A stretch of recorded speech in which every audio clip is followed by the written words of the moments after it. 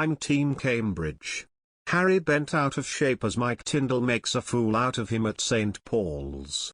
Mike Tindall is very close with Prince William, whom he was seen embracing a few weeks ago at Zara Tindall's horse racing competition. How was his body language with Prince Harry and Meghan Markle at the recent service of Thanksgiving? Mike Tindall attended the service of Thanksgiving with his wife Zara. When exiting St. Paul's Cathedral, Zara began chatting enthusiastically with Prince Harry and Meghan Markle. However, Mike appeared to stand off to the side. Did his body language reveal that he was Team Cambridge? Body language expert Judy James spoke exclusively to express.co.uk to analyse the clip. She asked, did Mike Tindall's body language with Harry give a glimpse of some of the pain and anger that William might still be carrying after the brothers' rift? Mike is one of the most open, spontaneous and playful members of the royal family, looking relaxed and chatty at even the most formal events.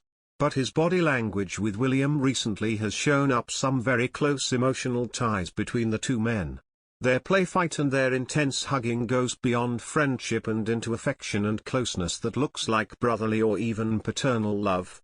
The way William appeared to intensify their hug, burying his head and closing his eyes to look almost vulnerable, formed a rather unique display for this often non-tactile in public royal, and the way Zara stood watching and grinning happily suggested this is a bonding they all treasure, the expert claimed. How was the body language inside St. Paul's Cathedral?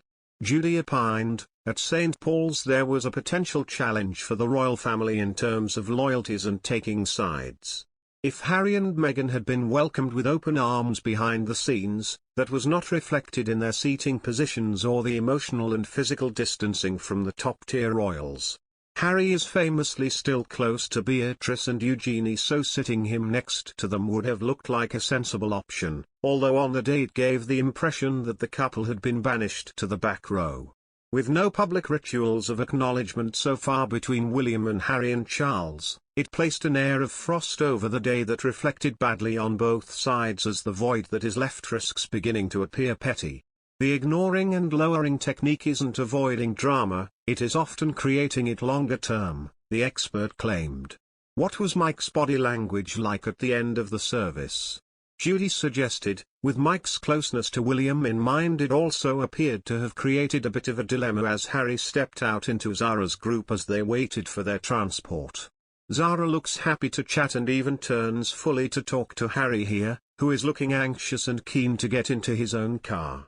Mike though remains facing forward, looking about and holding his order of service up with a look of awkwardness. In the end he talks to Viscount Lindley, who turns his own back on Harry, cutting the two men off from Zara's conversation with Harry. This doesn't appear to be Mike's normal style of behavior, as he usually looks too easygoing and too tough to get involved in politics, and it could be that his attention was taken arranging the right cars, but there are no signs of any farewell from him, either.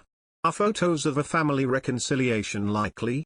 Judy claimed, we've yet to be treated to any signals or official photographs of a family reconciliation, even poses that suggest some brief chatting between William and Harry as they did during their mother's memorial and their grandfather's service.